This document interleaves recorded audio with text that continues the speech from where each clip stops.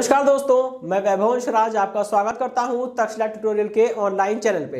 दोस्तों, आज हम लोग बात करेंगे क्लास 12 के फिजिक्स के चैप्टर नंबर 10 के बारे में, जिसका नाम है तरंग प्रकाश की। इसमें दोस्तों हम लोग लेक्चर 10.6 तक कंप्लीट कर चुके थे। आज हम लोग आगे बढ़ेंगे और बात करेंगे लेक्चर 10.7 के बारे में। दोस्तों, आज के सेशन का जो हमारा टॉपिक है वो है फ्रिंज की चौड़ाई अथवा फ्रिंज अंतराल। दोस्तों, ये छोटा सा डेरिवेशन है, ठीक है। यहां से एक छोटा सा फॉर्मूला निकल के आएगा कि फ्रिंज की चौड़ाई क्या होती है, क्योंकि लास्ट वाले सेशन में हमने यंग का दृक रेखा छिद्र प्रयोग पढ़ा था। उसमें हमने इतना सीखा था कि कैसे, कब और कहां जो है दीप्त और अदीप्त फ्रिंजों का निर्माण हो रहा है, ठीक है। और इसके बाद हमने क्या किया था, उसके लिए फॉर्मूला वगैरह निकाला था कि पर्दे के मध्य बिंदु से कितनी दूरी पर दीप्त फ्रिंजें बनेगी और कितनी दूरियों पर और कहां पे अदीप्त फ्रिंजें बनेगी, ठीक है। अब कॉन्सेप्ट आता है दीप्त और अदीप्त फ्रिंजों की चौड़ाई। ये फ्रिंज चौड़ाई क्या होती है, ठीक है, जिसे हम लोग फ्रिंज अंतराल भी बोलते हैं। फ्रिंज चौड़ाई को ही फ्रिंज अंतराल बोलते हैं। तो ये फ्रिंज चौड़ाई या फ्रिंज अंतराल क्या है, इसके बारे में जानेंगे,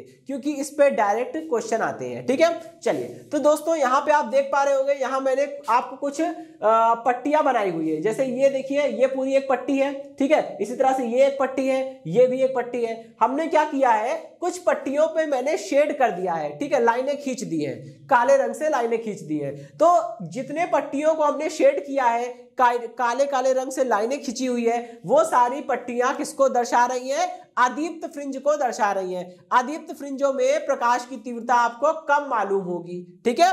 ओके, इसका उल्टा जिन फ्रिंजों पर, जिन पट्टियों पर देखिए मैंने कोई भी शेडिंग नहीं की है, वहां पे आपको दीप्त फ्रिंजें मिलेगी, यानी कि वहां पे आपको ब्राइट फ्रिंज मिलेगी। क्योंकि अगर हम प्रकाश का व्यतिकरण की चर्चा करते हैं तो प्रकाश के व्यतिकरण के कारण दीप्त और अदीप्त फ्रिंजों में दीप्त फ्रिंजों की तीव्रता ज्यादा होती है, वो चमकदार होती है, और अदीप्त फ्रिंजों की तीव्रता कम होती है, वो चमकदार नहीं होती है, ठीक है। अच्छा, तो दोस्तों यहां पे दीप्त और अदीप्त फ्रिंज एकांतर क्रम में बनती है। एकांतर क्रम का मतलब होता है एक बार दीप्त फ्रिंज बनेगी, उसके जस्ट बाद अदीप्त फ्रिंज बनेगी, ठीक है। उस अदीप्त के बाद फिर से दीप्त बनी, फिर अदीप्त, फिर दीप्त, फिर अदीप्त फ्रिंज, फिर इसके बाद फिर दीप्त फ्रिंज बनी, फिर अदीप्त फ्रिंज। ऐसे एकांतर क्रम में फ्रिंजें बनती है, ठीक है। अब समझिएगा और सुनिएगा ध्यान से कि अगर हम किन्हीं दो क्रमागत अदीप्त फ्रिंजों की बात करते हैं, ठीक है। क्रमागत का मतलब तो आप लोग समझते होंगे। क्रमागत का मतलब होता है क्रम से आने वाला, ठीक है। जैसे अगर मान लीजिए हम लेफ्ट साइड से काउंटिंग करते हैं, अगर हम लेफ्ट साइड से काउंटिंग कर रहे हैं दोस्तों, तो लेफ्ट साइड से पहली अदीप्त फ्रिंज कौन सी है, ये वाली। पहली अदीप्त फ्रिंज ये वाली है जिसको मैंने शेड किया है। फिर पहली के बाद कौन सी फ्रिंज आएगी, दूसरी आएगी। तो पहली अदीप्त फ्रिंज ये हो गई, दूसरी अदीप्त फ्रिंज हमारी ये वाली हो गई, ठीक है। फिर इसके बाद गैप, फिर तीसरी अदीप्त फ्रिंज। तो पहली की, अगर हम पहली दीप्त फ्रिंज की बात करते हैं तो पहले दीप्त फ्रिंज की क्रमागत कौन है, दूसरी दीप्त फ्रिंज। इसी प्रकार दूसरे दीप्त फ्रिंज की क्रमागत फ्रिंज कौन सी है, तीसरी दीप्त फ्रिंज, ठीक है। तो यहां पे क्रमागत शब्द का मतलब होता है क्रम से आने वाला। एक के बाद दो आएगा, फिर दो के बाद तीन आएगा, तीन के बाद चार आएगा, और ऐसी संख्या आगे बढ़ेगी, ठीक है। तो अगर हम बात करते हैं किन्हीं दो क्रमागत अदीप्त फ्रिंजों की, तो देखिए दो क्रमागत अदीप्त फ्रिंजों के बीच में एक दीप्त फ्रिंज बनती है, ये वाली देखिए, दिख रही है, ठीक है। तो दो क्रमागत अदीप्त फ्रिंजों के बीच में एक दीप्त फ्रिंज बन रही है, इसीलिए हम बोलते हैं कि दो क्रमागत अदीप्त फ्रिंजों के बीच की दूरी को क्या बोलते हैं, दीप्त फ्रिंज की चौड़ाई बोलते हैं, ठीक है। इसका उल्टा दो दीप्त फ्रिंजों के बीच में एक अदीप्त फ्रिंज बन रही है, इसीलिए हम बोलते हैं कि दो क्रमागत दीप्त फ्रिंजों के बीच की दूरी को अदीप्त फ्रिंज की चौड़ाई कहते हैं। यह परिभाषा तो काफी इजी हो गई कि दो क्रमागत अदीप्त फ्रिंजों के बीच की दूरी को दीप्त फ्रिंज की चौड़ाई कहते हैं, और इसका उल्टा दो क्रमागत दीप्त फ्रिंजों के बीच की दूरी को अदीप्त फ्रिंज की चौड़ाई कह रहे हैं, ठीक है। क्योंकि दो क्रमागत दीप्त के बीच में अदीप्त बनेगी और उल्टा दो अदीप्त के बीच में दीप्त बनेगी, ठीक है दोस्तों। दो क्रमागत दीप्त फ्रिंजों के बीच में अदीप्त बनेगी और दो क्रमागत अदीप्त के बीच में दीप्त बनेगी, ठीक है। तो ये परिभाषा हो गई। चलिए, अब फ्रिंजों की चौड़ाई को हम लोग W से या फिर हम लोग बीटा से प्रदर्शित करते हैं, ठीक है। W या बीटा से, ठीक। अच्छा, W या फिर बीटा से प्रदर्शित करते हैं। अब आइए हम लोग इसके लिए डेरिवेशन करते हैं, ठीक है। तो पहले हम लोग बात करेंगे दीप्त फ्रिंज की चौड़ाई निकाल लेते हैं। ठीक है, पहले हम लोग दीप्त फ्रिंज के लिए बात करते हैं। दोस्तों दीप्त फ्रिंज की चौड़ाई कब मिलेगी?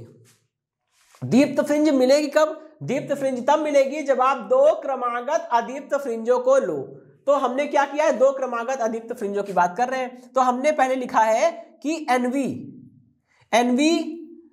अदीप्त फ्रिंज के लिए, एनवी अदीप्त फ्रिंज की स्थिति, भाई पर्दे पर किसी फ्रिंज की स्थिति जो है वो पर्दे के मध्य बिंदु O से ली जाती थी। जो हमने लास्ट वाले सेशन में, लास्ट वाले लेक्चर में जो डायग्राम बनाया था, मैं उसकी बात कर रहा हूं। तो पर्दे पर किसी भी फ्रिंज की जो स्थिति है, मतलब उसकी जो दूरी है, वो पर्दे के मध्य बिंदु O से ही नापी जा रही थी। तो एनवी अदीप्त फ्रिंज की स्थिति कैसे लिखेंगे दोस्तों? ये हो जाएगी yn। एनवे अदीप्त फ्रिंज की स्थिति कितनी हो जाएगी? 2n-1, और ये हो जाएगा d लैम्डा अपॉन में 2d। ठीक है, अच्छा अब हम बात करते हैं दोस्तों n+1v अदीप्त फ्रिंज की स्थिति, अदीप्त फ्रिंज की स्थिति। चलिए भाई कितनी हो जाएगी? n+1, यानी कि n+1v अदीप्त फ्रिंज के लिए करना कुछ नहीं होगा। जैसे यहां पे n रखा था और एनवे अदीप्त फ्रिंज की स्थिति मिल गई थी। अब करना क्या होगा? n की जगह पे n+1 रखना होगा और n+1वे अदीप्त फ्रिंज की स्थिति मिल जाएगी। ध्यान दीजिएगा, n की जगह पे मैं n+1 रख रहा हूं, ठीक है, और -1 अपनी जगह पे है, ठीक है, और बाहर हो गया d लैम्डा अपॉन में 2d। अब समझिएगा दोस्तों, बस n की जगह पे क्या रखा है? n+1 रखा है। इसको जरा सा सॉल्व कर लीजिए, कितना हो जाएगा? 2n+2 मिलेगा और ये -1 है, ठीक है, और ये बाहर ऐसे ही रहेगा, d लैम्डा अपॉन 2d रहेगा। अब देखिए 2n+2 -1, ये मिलके +1 हो जाएगा, माइनस का प्लस का 2 माइनस का 1 दैट इज प्लस का 1, ठीक है, बस काम खत्म। तो यहां पे क्या हो जाएगा? ये n+1वे फ्रिंज की स्थिति हो जाएगी 2n+1 और ये हो जाएगा d लैम्डा अपॉन में 2d। ठीक है, हम करेंगे क्या? ये देखिए ये दोनों क्रमागत हैं, क्योंकि n के बाद कौन आएगा? n+1 आएगा। इसका मतलब एनवी अदीप्त फ्रिंज की स्थिति और n+1वी अदीप्त फ्रिंज की स्थिति को दोनों को घटा देंगे तो दीप्त फ्रिंज की चौड़ाई मिल जाएगी। ठीक है, तो यहां लिखूंगा मैं दीप्त फ्रिंज की चौड़ाई निकालनी है, W या बीटा निकालना है। तो दोस्तों करना क्या होगा हमें? भाई जो ज्यादा हो उसमें से कम वाले को घटा दीजिए। आपको दिख रहा है यहाँ 2n में 1 जोड़ा जा रहा है, जबकि यहाँ 2n में 1 घटाया जा रहा है, तो ये बड़ा होगा 2n+1 वाला, ये वाला जो टर्म है ये बड़ा होगा। ठीक है, तो करना क्या है हमें? yn+1 में से माइनस करना होगा yn को। ठीक है, yn+1 की वैल्यू कितनी है वो यहां रख दीजिए, 2n+1 और d लैम्डा अपॉन में 2d है। ठीक है, माइनस लगाया, yn की वैल्यू क्या है? ये है, तो ये हो गया 2n-1 और ये हो गया d लैम्डा अपॉन में 2d। ठीक है, अच्छा अभी देखिए क्या हो, d lambda upon 2d common हो जाएगा। ठीक है, कितना आएगा? ये आएगा n+1 और ये माइनस अंदर जाएगा, क्योंकि d लैम्डा अपॉन 2d मैं कॉमन ले रहा हूं ना, जरा इधर ऐसे समझिएगा, d लैम्डा अपॉन 2d मैंने कॉमन ले लिया। ठीक है, अभी क्या बचा? यहां बचा 2n+1 लिख दिया, ये माइनस बचा है, ये ब्रैकेट के अंदर जाएगा, मल्टीप्लाई होगा, तो साइन चेंज हो जाएंगे, 2n प्लस का था तो अब माइनस का हो गया, और ये 1 पहले माइनस का था तो अब +1 हो गया। ठीक है, 2n से 2n कैंसिल हो जाएगा दोस्तों। ठीक, क्या बचेगा? 1 + 1 दैट इज 2 बचेगा, और ये 2 इस 2 के साथ कैंसिल हो जाएगा, तो आएगा कितना? ये आएगा W = d लैम्डा अपॉन में d। ठीक है, ये आ गई दीप्त फ्रिंज की चौड़ाई। अब हम लोग बात करेंगे अदीप्त फ्रिंजों के बारे में। ठीक है, अदीप्त फ्रिंजों के लिए यही काम करना है दोस्तों। अब देखिए हमें अदीप्त फ्रिंजों की चौड़ाई निकालनी है, तो भाई अदीप्त फ्रिंज कहां बनेगी? दो क्रमागत दीप्त फ्रिंज, यानी कि दो कंसेक्टिव ब्राइट फ्रिंजेस, यानी कि दो क्रमागत दीप्त फ्रिंजों के बीच में एक अदीप्त बनेगी। तो हमें करना क्या होगा? पहले एनवी दीप्त फ्रिंज की स्थिति निकालेंगे, फिर n+1वी दीप्त फ्रिंज की स्थिति निकालेंगे और दोनों को आपस में घटा लेंगे, और जो आएगा वो किसकी चौड़ाई हो जाएगी? अदीप्त फ्रिंज की चौड़ाई हो जाएगी। ठीक है, तो एनवी दीप्त फ्रिंज की स्थिति कितनी होगी दोस्तों? n d लैम्डा अपॉन में d होगी। ठीक है, ये फॉर्मूले यंग के दृक रेखा छिद्र प्रयोग से आए थे, जो कि हमने लास्ट वाले सेशन में कवर कर लिया था। ठीक है, अब देखिए n+1वी दीप्त फ्रिंज की स्थिति कितनी हो जाएगी? एन की जगह पे सिंपल क्या रख दीजिए, n+1 रख दीजिए, n+1 डी लैम्डा अपॉन में डी।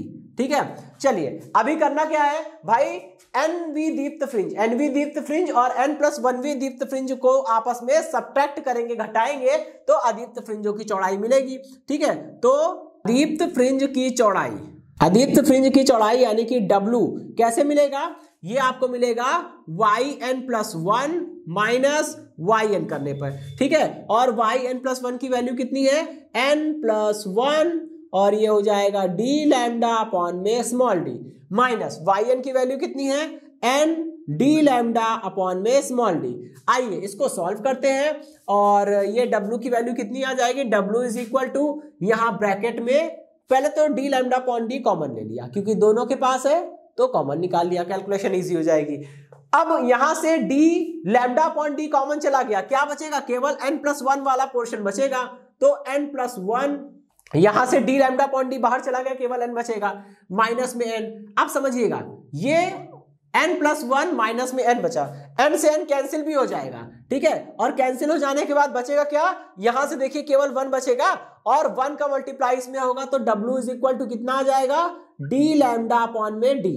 ठीक, इस चीज को समझने का प्रयास करिए कि अगर हम बात करते हैं अदीप्त फ्रिंजों की, तो अदीप्त फ्रिंजों की चौड़ाई कितनी आ रही है, d lambda upon small D, और दीप्त फ्रिंजों की चौड़ाई कितनी आ रही है, d lambda upon small D. और आपने देखा कि चाहे फ्रिंज दीप्त हो या अदीप्त, दोनों के लिए क्या हो रही है, दोनों के लिए इनकी चौड़ाइयां बराबर आ रही है। इसका मतलब यहां से हमें एक चीज और पता चलती है कि जब भी कभी आप प्रकाश का व्यतिकरण करवाएंगे तो व्यतिकरण की घटना के फलस्वरूप आपको एकांतर क्रम में सफेद और काली पट्टियां दिखाई देगी, मतलब कि दीप्त और अदीप्त फ्रिंज एकांतर क्रम में दिखाई देगी। और एक बहुत इंपॉर्टेंट बात कि इन सभी दीप्त और अदीप्त फ्रिंजों की जो चौड़ाई होती है वो सभी बराबर होगी, यानी कि चाहे दीप्त फ्रिंज हो चाहे अदीप्त फ्रिंज हो, बराबर बराबर चौड़ाई की सब बनेगी। ठीक है, ओके, तो चलिए, तो ये टॉपिक तो कंप्लीट हुआ। अब हम लोग बढ़ते हैं और बात करते हैं अपने अगले टॉपिक के बारे में। दोस्तों चलिए अब हम लोग बात करते हैं फ्रिंज की कोणीय स्थिति एवं कोणीय चौड़ाई के बारे में। ठीक है, तो देखिए कोणीय स्थिति को जानने के बाद ही हम जान पाएंगे कि कोणीय चौड़ाई क्या है। ठीक है दोस्तों, जैसे हम किसी भी फ्रिंज की बात करते हैं, ठीक है, किसी फ्रिंज की हम चौड़ाई निकालिए तो वो चौड़ाई किस में आएगी, जाहिर सी बात है चौड़ाई भी एक प्रकार की दूरी ही होती है। ठीक है, लेंथ ही होती है, तो उसकी यूनिट क्या आएगी, एमकेएस में देखेंगे तो मीटर, वैसे देखेंगे तो सेंटीमीटर, मिलीमीटर या माइक्रोमीटर जैसी भी होगी। ठीक है, अब देखिए कोणीय स्थिति का मतलब क्या होता है दोस्तों, कोणीय स्थिति का मतलब होता है, दरअसल मैं यंग का दृक रेखा छिद्र में जो प्रयोग किया था यंग ने, दृक रेखा छिद्र वाला, उसमें दोस्तों जो डायग्राम बना था मैं उसको दोबारा बना रहा हूं। ठीक है, मतलब ऐसे ही रफली आपको समझाने के लिए। ठीक है दोस्तों, देखिए जब कोई फ्रिंज बनती है, ठीक है, तो फ्रिंज मान लीजिए ये पर्दे के मध्य बिंदु O से yn दूरी पर कोई एक बिंदु था P, इस बिंदु P पर हमारी फ्रिंज बन रही थी। तो दोस्तों कोणीय स्थिति का मतलब होता है कि इस बिंदु P को स्लिट के मध्य बिंदु C से मिला दीजिए, तो ये जो कोण बनेगा इस कोण की वैल्यू निकालनी है, इस कोण की वैल्यू निकाल लीजिए। ये कोण, ठीक है, बनने वाली फ्रिंज, पर्दे पर बनने वाली कोई फ्रिंज स्लिट के मध्य बिंदु C पर जो कोण अंतरित करती है उसी को हम लोग क्या बोलते हैं, कोणीय स्थिति। ठीक, अब कोणीय स्थिति निकालना है तो हम लोग क्या करेंगे, यहां हम लोग tan थीटा लगा सकते हैं। tan थीटा, अगर दोस्तों थीटा का मान अत्यंत सूक्ष्म हो और रेडियन में नापा जाए तो tan theta approximately equal to theta हो जाएगा। ठीक है, और tan बराबर क्या होता है, लंब बटे आधार, ये पूरा लंब है yn, ठीक है, ये पूरी दूरी है लंब है yn अपॉन में आधार, आधार कितना है, लंब बटे आधार। ठीक है, तो आधार कितना हो जाएगा, ये दूरी, और ये दूरी कितनी है, d के बराबर है, तो ये हो जाएगा कैपिटल T। ठीक है, तो थीटा इज इक्वल टू कितना हो जाएगा, yn अपॉन d। ठीक, ये बात समझ आ गई। अच्छा, तो इसी को हम लोग बोलते हैं कोणीय स्थिति। किसी भी फ्रिंज की कोणीय स्थिति निकालना है तो करना क्या होगा, उस फ्रिंज की स्थिति को, ठीक है, किसी भी फ्रिंज की कोणीय स्थिति निकालना है तो हमें क्या करना होगा, उस फ्रिंज की स्थिति को डिवाइड करना पड़ेगा दोस्तों, भाग करना पड़ेगा किससे, स्लिट और पर्दे के बीच की दूरी कैपिटल D से। ठीक है, आई बात समझ में। ओके, अब हम लोग इसको यहाँ पे इंप्लीमेंट करेंगे, इसको यहाँ पे रखेंगे और सॉल्व करके देखेंगे कि दीप्त और अदीप्त फ्रिंजों की चौड़ाई तो बराबर आ गई थी, लेकिन अब हमें यह देखना है कि दीप्त और अदीप्त फ्रिंजों की क्या कोणीय चौड़ाइयां भी बराबर होती हैं, ये चीज हमें देखनी है। ठीक है, तो चलिए स्टार्ट करते हैं। फिर पहले हम लोग बात करेंगे दीप्त फ्रिंज के लिए। ठीक है, दीप्त फ्रिंज की कोणीय चौड़ाई।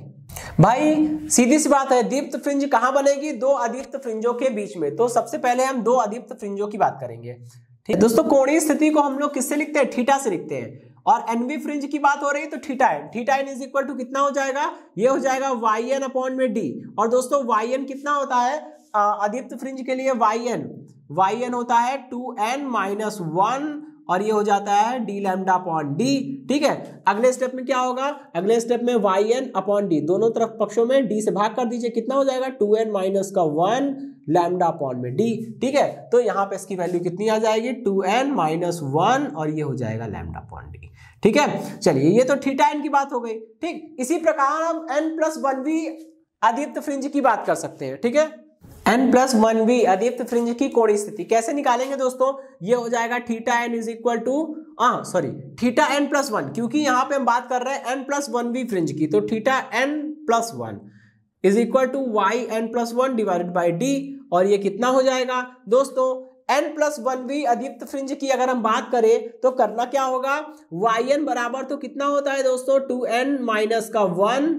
ठीक है, 2n-1 डी लैम्डा अपॉन में 2d होता है।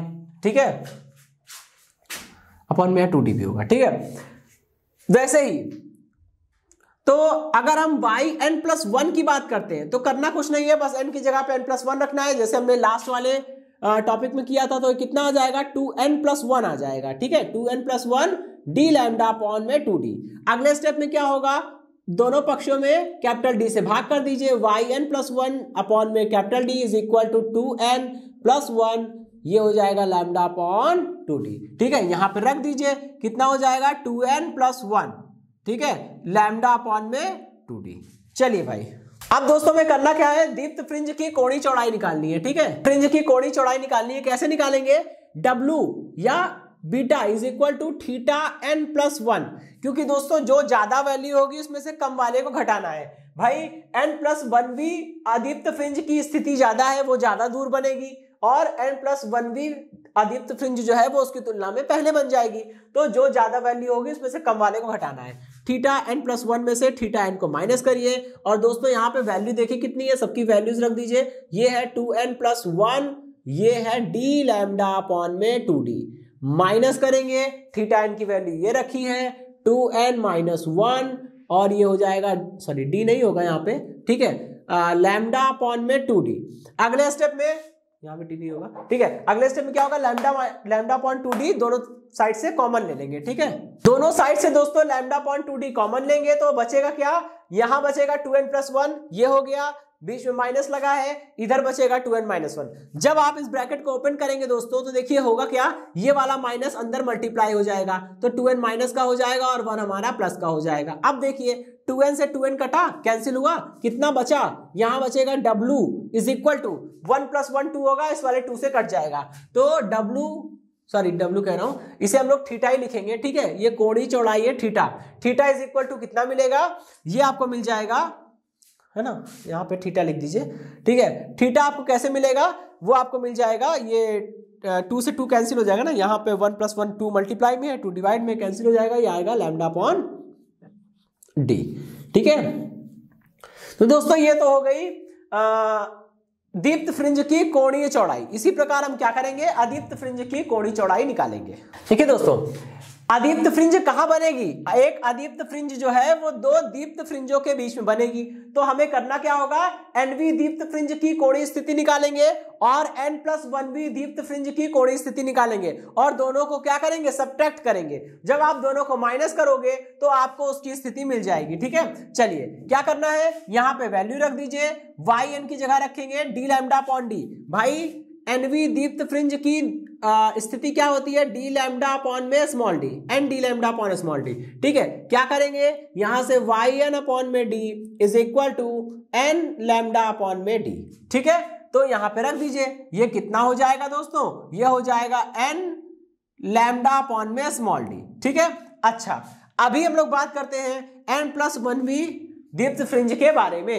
n+1वीं दीप्त फ्रिंज के लिए यहां फॉर्मूला क्या हो जाएगा, n की जगह n+1 हो जाएगा। ठीक है, तो यही फॉर्मूला चेंज हो जाएगा, yn+1 कितना हो जाएगा, n+1 into D lambda upon D. और अगले स्टेप में क्या करेंगे, n+1 yn+1 अपॉन डी करेंगे, तो यह हो जाएगा आपका n+1 लैम्डा अपॉन में डी। ठीक है, तो n+1वीं दीप्त फ्रिंज की कोणीय स्थिति कितनी हो जाएगी, ये हो जाएगी n+1 लैम्डा अपॉन में डी। ठीक है, अब आपको करना क्या है दोस्तों, अदीप्त फ्रिंज की कोणीय चौड़ाई निकालनी है, तो क्या करना होगा, दो क्रमागत दीप्त फ्रिंजों को माइनस करना होगा, सब्ट्रैक्ट करना होगा। ठीक है, तो अदीप्त फ्रिंज की कोणीय चौड़ाई is equal to θn+1 minus θm। ठीक है, वैल्यूज रखिए इसकी, कितना हो जाएगा, यहाँ थीटा इज इक्वल टू, भाई θn+1 कितना है, ये है n+1 लैम्डा अपॉन में स्मॉल डी। ठीक है, माइनस लगाया, θn की वैल्यू कितनी है, n लैम्डा अपॉन में स्मॉल डी। अब करना क्या है, लैम्डा अपॉन डी कॉमन है, बाहर ले लीजिए। ठीक है, कितना आएगा, थीटा इज इक्वल टू, ये हो गया n+1।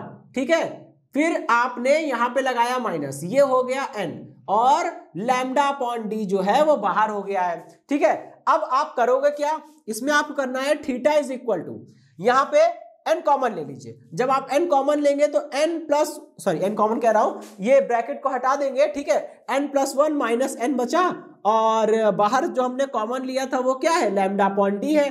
n से n कैंसिल हो जाएगा, देखिए। ठीक है, n से n आपका कैंसिल हो जाएगा। जब n से n कैंसिल हो जाएगा तो यहां पे थीटा इज इक्वल टू कितना होगा, लैम्डा अपॉन में डी होगा।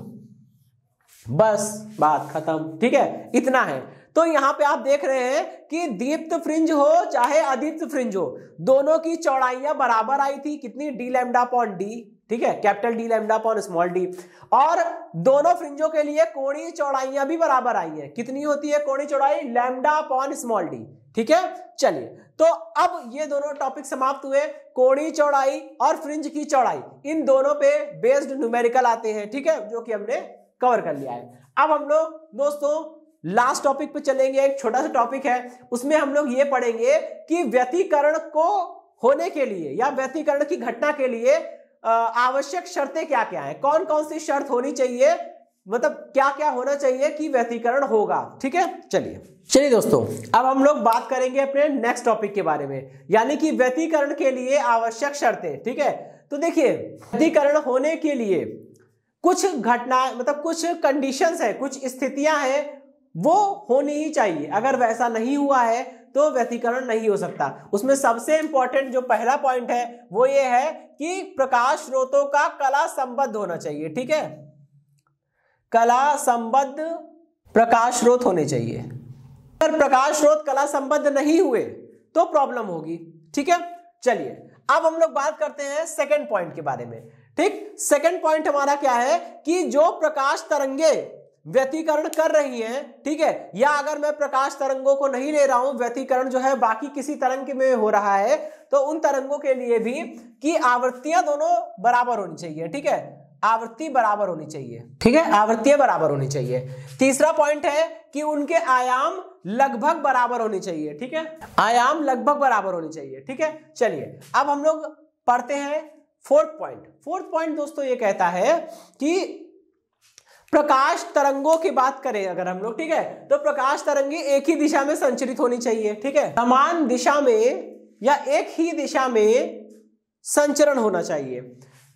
फिफ्थ पॉइंट है दोस्तों कि प्रकाश तरंगों, देखिए आपको पता होगा, अगर हम प्रकाश तरंगों की बात करते हैं तो प्रकाश तरंगों में व्यतिकरण के कारण कुछ काली और सफेद पट्टियां मिलती हैं, जिन्हें हम लोग दीप्त और अदीप्त फ्रिंज कहते हैं। दीप्त या अदीप्त फ्रिंज की चौड़ाई कितनी होती है, डी लैम्डा अपॉन डी। और हाँ दोस्तों, मैं आपको एक चीज और बताता हूं, अगर आपको जब भी कहा जाए कि फ्रिंज की चौड़ाई, ठीक है, जब भी आपसे बोला जाएगा फ्रिंज की चौड़ाई का फॉर्मूला बताइए, तो आप फ्रिंज की चौड़ाई W बराबर डी लैम्डा अपॉन डी बताएंगे।